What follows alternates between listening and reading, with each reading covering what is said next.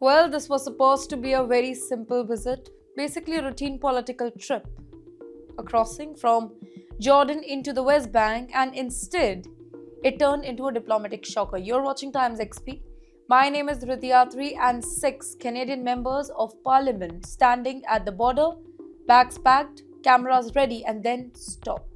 Israel says that you are not coming in.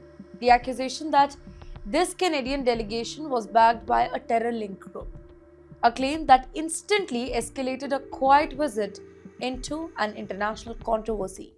Jenny Kwan, an opposition MP from Canada's New Democratic Party, breaks the silence. She says that one of the lawmakers, Ikra Khalid from Prime Minister Mark Carney's Liberal Party, was pushed multiple times by an Israeli border officer.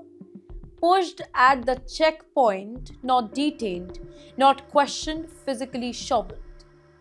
But why is Israel blocking them? That's the big question.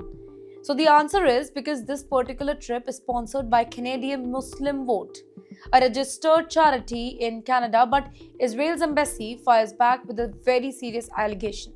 They say that the charity receives funding from Islamic Relief of Canada, and Islamic Relief Canada, they claim, is linked to Islamic Relief Worldwide, an organization Israel has officially listed as a terror entity. That label changes everything here, from a political visit to a national security issue, at least in Israel's eyes.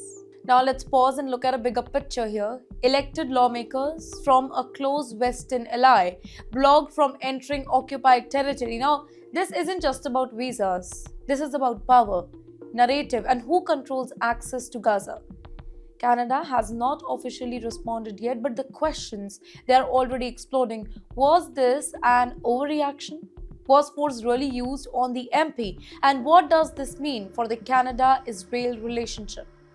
Well, the answers are still unknown, but one fact is that the United States must react to this because US is one of the closest ally of Canada, and blocking a Canadian and blocking a US ally, and that too by Israel, there is some spark over here, and we'll keep you posted.